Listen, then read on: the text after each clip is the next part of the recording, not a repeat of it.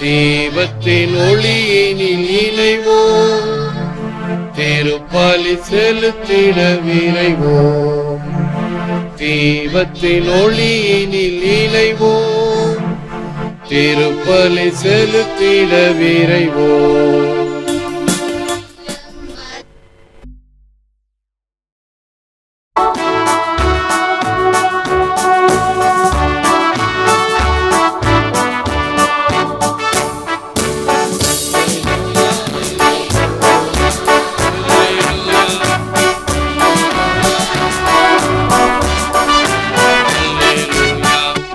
ஆண்டவர் உங்களோடு இருப்பாராக.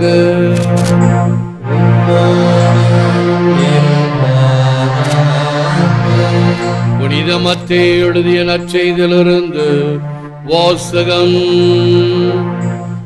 ஆண்டவரே உமக்கு மகிமை.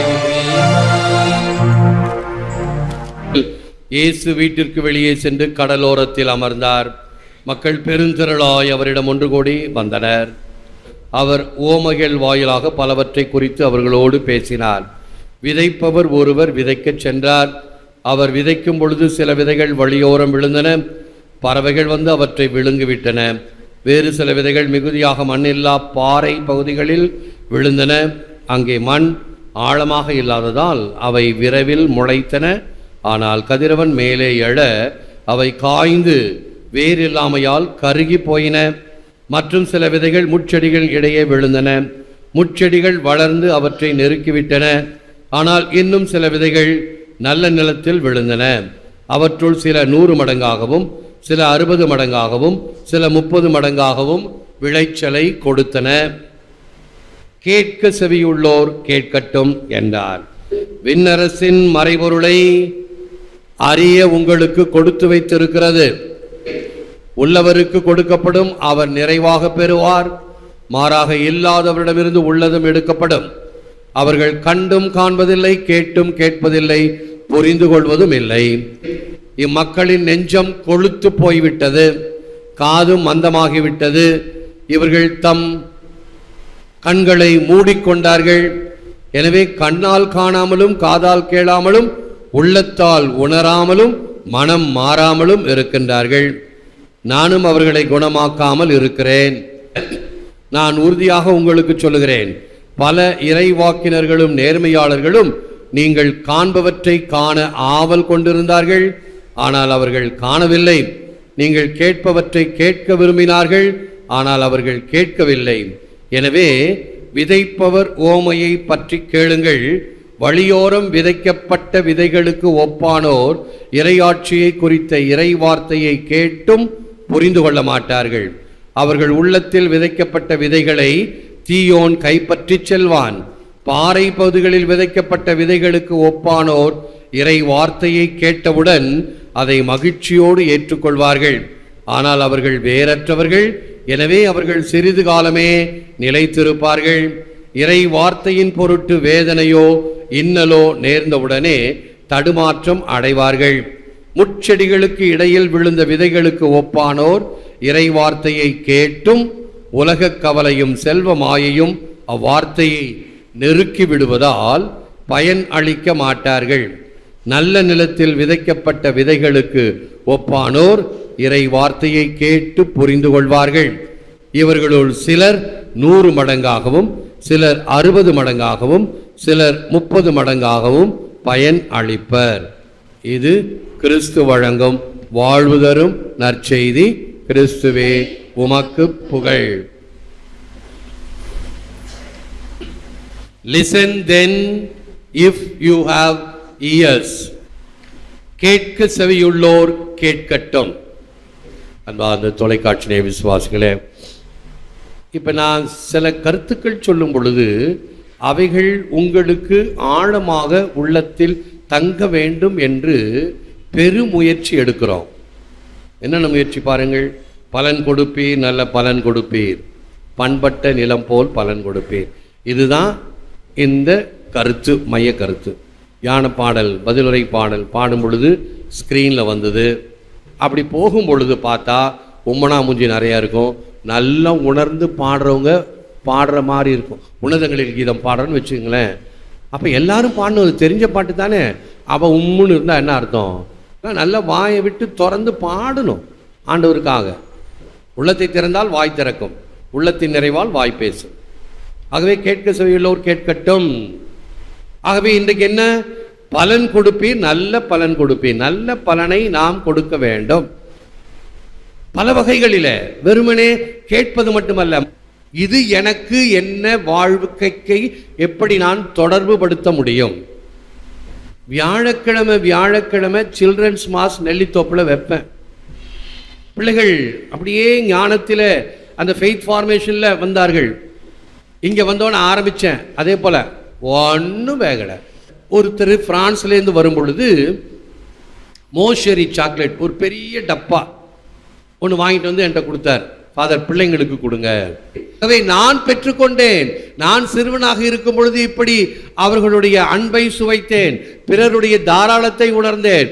நீ நேராக என்கிட்ட பிள்ளைங்க முன்னாடி கொடு, பிள்ளைங்கள் நான் நீயே கொடுக்க வேண்டும். நிறைய பேர் காணிக்கை கொண்டாந்து ஆஃபீஸில் கொடுப்பாங்க. நேராக கோயிலில் கொண்டாந்து கொடு, பீடத்தில் வை, உன்னுடைய காணிக்கை அர்ச்சிக்கப்பட வேண்டும். இது ஆண்டவருக்கு அர்ப்பணிக்கப்படுகிறது. ஆகவே நீ பீடத்து முன்னாடி கொண்டாந்து கொடுன்னு சொல்லுவேன். ஆக இப்படிப்பட்ட மனநிலையை உருவாக்க வேண்டும். சின்ன பிள்ளைங்களா இருக்கலாங்க, பெரிய பிள்ளைங்களா இருக்கலாங்களா. ஒரு லத்தீன் பழமொழி சொல்லுவாங்க, அவரவர்களுடைய திறமைக்கு ஏற்றவாறு புரிந்து கொள்ளட்டும். கொடுப்பது நம்முடைய கடமை, கற்றுக் கொடுக்க வேண்டியது நம்முடைய கடமை, அந்த வாய்ப்பை ஏற்படுத்த வேண்டியது நமது கடமை. செய்றீங்களா? ஆகவே கேட்க செவியுள்ளவன் கேட்கட்டும் என்பது எவ்வளவு தூரம் உண்மை. You are God's field. நீங்கள் கடவுள் பண்படுத்தும் தோட்டம் நம்முடைய உள்ளம். அப்படி பண்படுத்தப்பட்ட தோட்டமாக உள்ளமாக இருந்தால் அது அருமையாக பலன் தரும். இல்லை என்றால் அறம் விளைய வேண்டும் என்று விளைந்தேன், விளைந்ததோ மரம். அறம் நல்லது விளைய வேண்டும் என்று விரும்பினேன், ஆனால் விளைந்தது தீமை. முள் இருக்கு பார்த்தீங்களா, அந்த முள் நிறைய வரும், நெருஞ்சி முள்ளுன்னு சொல்லுவாங்க. அது எங்க பார்த்தாலும் படந்துடும் உடனே. அதுக்கு தண்ணி வேண்டாம், ஒன்றும் வேண்டாம், வரும். அப்படிதான் நம்ம உள்ளம். அதை பண்படுத்தாவிட்டால் நெருஞ்சி முல்லை போன்று படர்ந்து இருக்கக்கூடிய தீமைகளை அகற்ற முடியாது. பகீரதன முயற்சி செய்ய வேண்டும். இவருக்கே நான் சொல்ல போவது என்னவென்று நினைவில்லை, அவர் சொல்வது நமக்கு எங்கே நினைவில் இருக்க போகிறது? How much do I remember God's words in my life? Fulton Sheen அமெரிக்காவையே கட்டி போட்டார் தன்னுடைய பிரசங்கத்தினால். ஆண்டவருடைய வார்த்தை வல்லமையான வார்த்தை என்று படிக்க கேட்டோம் அல்லவா? அது என்ன பலனுக்காக அனுப்பப்படுகிறதோ அதை வென்று முடித்து வரும். இரு பக்கமும் கருக்கு கொண்ட வாளை போன்றது. அப்போ ஒரு தடவை அவர் மெட்ரோவில் போய் ஒரு டவுன் ஹாலுக்கு போய் ஒரு மறையுரை கொடுக்க வேண்டும். How to go to heaven, the way to heaven அப்படின்ட்டு தலைப்பில் கொடுக்கணும். மோட்சத்திற்கான வழி என்பதை பற்றி கொடுக்கணும். அவர் மெட்ரோவில் இறங்கினோன்னே ரெண்டு வாலிப பசங்க அங்கே நின்றுட்டுருக்குறாங்க. அப்பா பிள்ளைங்களா, டவுன் ஹாலுக்கு போகிறதுக்கு எப்படிப்பா வழின்னு கேட்குறாங்க. என்னத்துக்கு பாதரே அப்படின்னு. இல்லை, நான் அங்கே போய் ஒரு டாக் கொடுக்கணும். என்ன talk? The way to heaven, மோட்சத்துக்கு போகிற வழி. ரெண்டு பேரும் உடனே நக்கல் அடிப்பது தான் நமக்கு சொல்லவா வேணும்? சின்னதுலேருந்து பெருசு வரைக்கும் நக்கல் அடிக்க முடியா, காலேஜில் ஸ்கூலில் எல்லாம். உடனே அவன் நக்கல் அடிக்கிறான். இங்கே இருக்கிற டவுன் ஹாலுக்கே போகிறதுக்கு இவருக்கு வழி தெரியல, இவர் மோட்சத்துக்கு போகிறதுக்கு வழி சொல்கிறாராம். அது அவர் காதில் கேட்டுடுச்சு.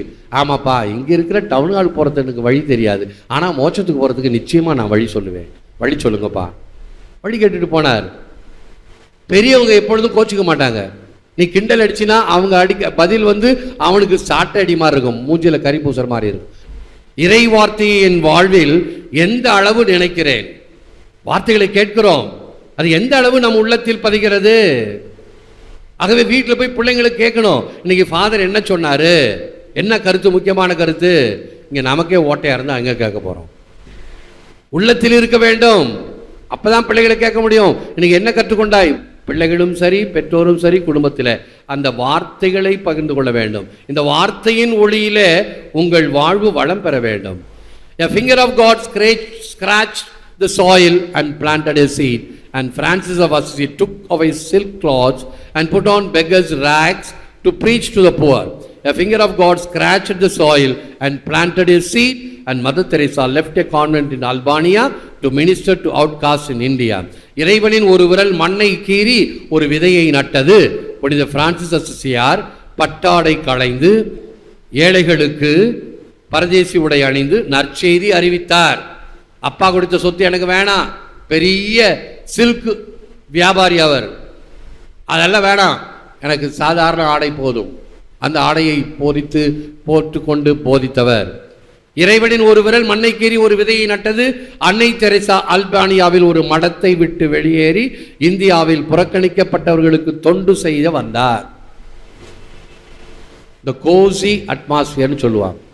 நீங்களே சொல்லுவீங்க, சாமியாருங்க கன்னியாஸ்திரிகளுக்கு என்ன குறை, மணி அடித்தா சாப்பாடு அப்படின்னு சொல்கிறீங்க இல்லையா? எந்த சாமியாரும் கன்னியாஸ்திரியும் பட்டினியால் செத்ததாக வரலாறே கிடையாது. வயிற்றுக்கு உணவு கிடைக்கும், தங்குவதற்கு இடம் கிடைக்கும், பாதுகாப்பு கிடைக்கும். அதான பேசிக் நீடு. உணவு, உடை, உறையுள். அதுக்கு அடுத்தது தான் கிடைக்குதா கேள்விக்குறி. அன்பு, மதிப்பு, ஏற்பு, பாதுகாப்பு அது எல்லாருக்குமே கொஞ்சம் வாங்கல் தான். கிடைச்சதுன்னா சந்தோஷம், கிடைக்கலனா கிடைக்கிறதுக்கு ஏற்பாடு செய்து கொள்வோம்.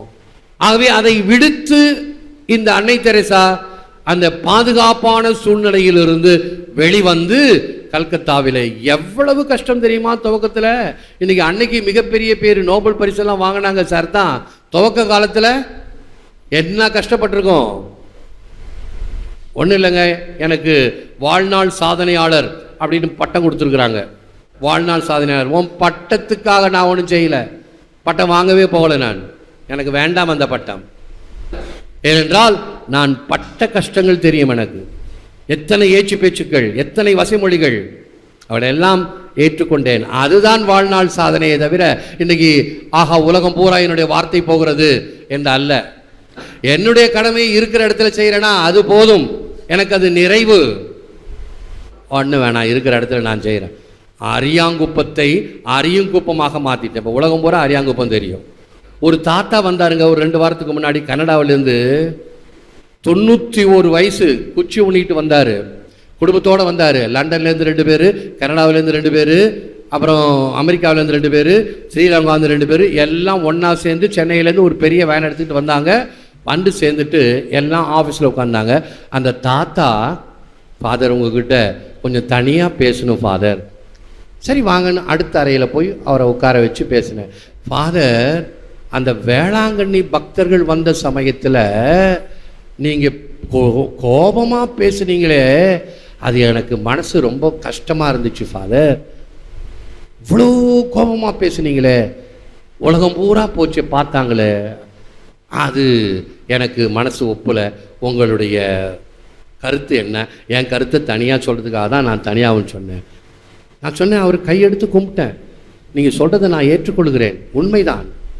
ஆனால் அவர்கள் செய்தது சரி அல்ல. கோவிலில் உட்காந்துக்கிட்டு காலை நீட்டிக்கிட்டு வெளியில் போக மாட்டேன், இங்கே தான் இருப்பேன் அப்படின்றாங்க. அடாவடித்தனமாக பேசுனாங்க. ஆகவே நான் தன்மையாக தான் சொன்னேன்.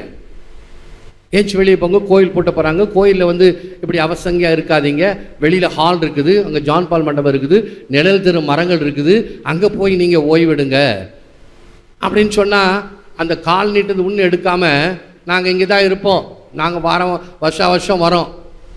எவெல்லாம் சட்டம் பேசுகிறானோ இப்படி பேசுவான். நீ 5 வருஷம் இருப்ப, போயிடுவேன். நாங்கள் இங்கே வருஷமாக வரோம், இது எங்கள் கோவில். என்ன அழகாக அவர் அந்த தாத்தா சொல்கிறாரு, அவங்க மூஞ்சியெல்லாம் பார்த்தேன், பேய் குட்டிங்க மாதிரி இருந்துச்சு ஒரு மூஞ்சியும். உண்மை, 100% உண்மை. அப்புறம் நான் சொன்னேன், ஐயா பெரியவரே, அப்புறம் நான் விசாரித்தேன், அவங்க போகிற இடமெல்லாம் இப்படி தான் எல்லா கோயிலையும் அலும்பு பண்ணிக்கிட்டு போகிறானுங்க அப்படின்னு எனக்கு செய்தி வந்தது. அப்போ நான் ஒருத்தனாவது அவங்கள திருத்துற மாதிரி பேசுனது சரிதான். ஏசுசாமி சாட்டை எடுக்கலை, என் வீட்டை கல்வர் குகை ஆக்காதீர் என்று சொல்லலை, செய்தார் அல்லவா? சரி போட்டும், பாவம், அவன் இருந்துட்டு போகிறான், திட்டுவான், நமக்கே வம்புன்னு விட்டாரா? எடுத்தாரு சாட்டையை, விளாசுறாரா இல்லையா? ஆகவே எனக்கும் மனசு வலிக்குதான், இந்த மாதிரி பேசக்கூடாது தான் உண்மை. சாமதான பேத தண்டம். சாதாரண மொழி புரியலையா? அன்பு மொழி புரியலையா? நற்செய்தி மொழி புரியலையா? தண்டம் போலீஸ்காரன் லத்தி தான் புரியும் உனக்கு. ஆகவே சரி ஃபாதர், என் மனசில் இருக்கிறது நான் சொன்னேன், நீங்களும் சொன்னீங்க, சரி நன்றி ஃபாதர். அருமை அருமை. ஒரு பெரிய மனுஷன் கனடாவில் இதை பார்த்துட்டு கேட்ட அவருடைய ரியாக்ஷன் பார்த்தீங்களா? Christ is the antidote to all the poisons of life. He is the answer to all questions. He is the solution to all problems. கிறிஸ்து வாழ்வின் அனைத்து விஷங்களுக்கும் நச்சு முறிவு மருந்து, அவரே அனைத்து பிரச்சனைகளுக்கும் தீர்வு. பண்புகளால் உளப்பட்ட உள்ளம்தான் பழம் தரும் விளைச்சலாகும். இயேசுமா காவியம். பண்புகளால் இந்த உள்ளத்தை நிலமாக கருதினோம் என்றால் பண்புகளால் உளப்பட வேண்டும், அது மிருதுவாக்கப்பட வேண்டும், இறை வார்த்தையினால் இன்னும் அதிகமாக போஷிக்கப்பட்டு பலன் தர வேண்டும். பலன் தராத எல்லா மரமும் வெட்டுண்டு தீக்கு இரையாக்கப்படும். ஒதியம் பெருத்தாலும் உத்தரத்துக்கு உதவாது. இந்த எட்டிக்கனி கசக்கும், எட்டி பழுத்தால் என்ன, ஈயாதார் வாழ்ந்தால் என்ன. என்ன அருமையான பழமொழிகள். ஒதியம் பெருத்தால் என்ன, அது உத்தரத்துக்கு பயன்படாது, எந்த பொருளும் செய்ய முடியாது. முருங்கை மரம் மாதிரி அது ஈரம் காத்துக்கிட்டே இருக்கும். இவைகள் எல்லாம் பண்புகளால் உளப்பட்ட உள்ளமாக இருந்தால்தான், பலன் கொடுத்தால்தான் நான் வாழ்க்கையினுடைய யதார்த்தத்தை வாழ்கிறேன், வாழ்க்கையினுடைய சித்தாந்தத்தை வாழ்ந்து காட்டுகிறேன், என் வாழ்க்கை அர்த்தம் பெறுகின்ற வகையில் அமையும். இல்லை என்றால் அது வீண் செவம். ஓ Lord, your words are the light for my eyes, the food for my hunger, the way for my path, the medicine for my sickness, the strength in my weakness, the power in my frailty. Help me to realize this and to listen to your voice and to follow you more closely and to live accordingly. இறைவா, உன் வார்த்தை என் பார்வைக்கு அது ஒளி, என் பசிக்கு அது உணவு, என் பாதைக்கு அது வழி, எனது நோயில் அது அருமருந்து, எனது பலவீனத்தில் அது வலிமை, என் வலுவின்மையில் அது வல்லமை. இதை உணர்ந்து உம் வார்த்தையை கேட்டு என்றும் வாழ வளர எனக்கு அருள் தாரும். ஏற்று வரமருளும் இறைவா, காக்கும் கரங்களினால். ஆமென், ஆமென்.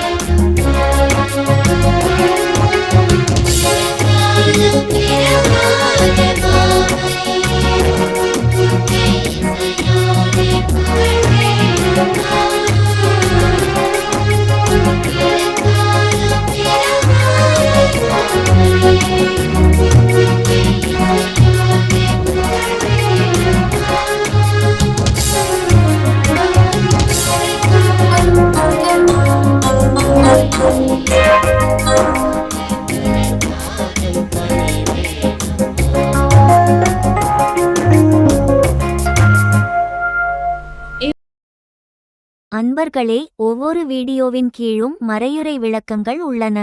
படித்து பயன்பெறுங்கள். நன்றி, வணக்கம்.